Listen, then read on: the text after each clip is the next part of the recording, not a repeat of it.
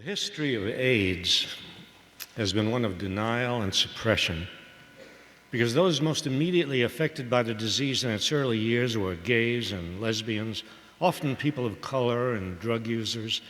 President Ronald Reagan did not make public mention of the epidemic until October 1987.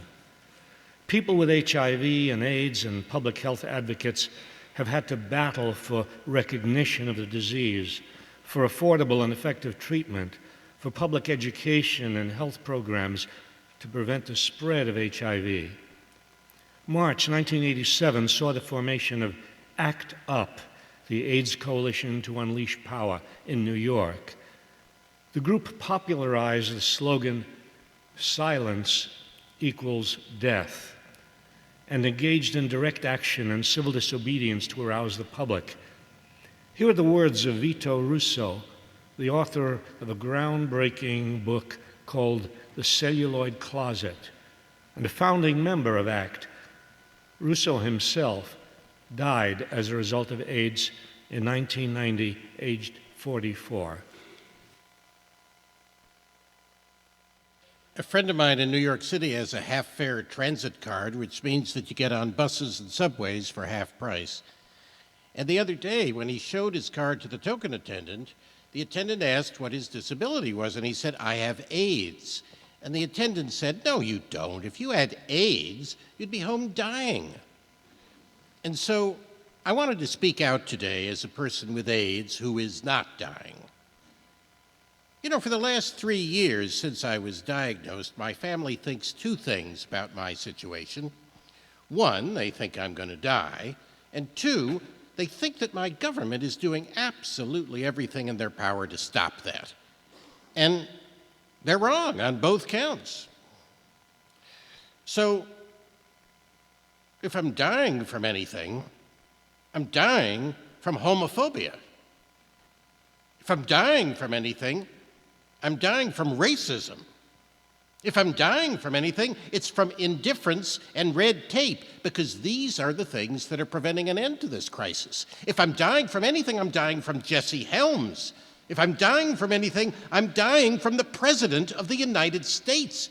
And especially, if I'm dying from anything, I'm dying from the sensationalism of newspapers and magazines and television shows, which are interested in me as a human interest story, only as long as I'm willing to be a helpless victim, but not if I'm fighting for my life. If I'm dying from anything, I'm dying from the fact that not enough rich, white, heterosexual men have gotten AIDS for anybody to give a shit. You know, living with AIDS in this country is like living in the Twilight Zone. Living with AIDS is like living through a war which is happening only for those people who happen to be in the trenches. Every time a shell explodes, you look around, you discover that you've lost more of your friends, but nobody else notices. It isn't happening to them. They're walking the streets as though we weren't living through some sort of nightmare.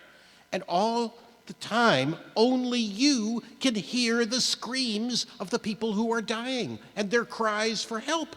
No one else seems to be noticing. Someday the AIDS crisis will be over. Remember that.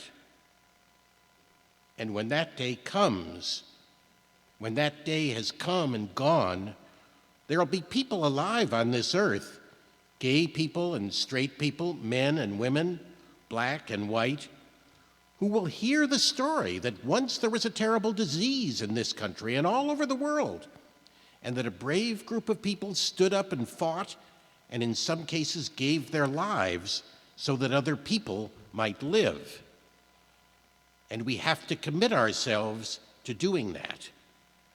And then after we kick the shit out of this disease, we're all going to be alive to kick the shit out of this system so that this never happens again.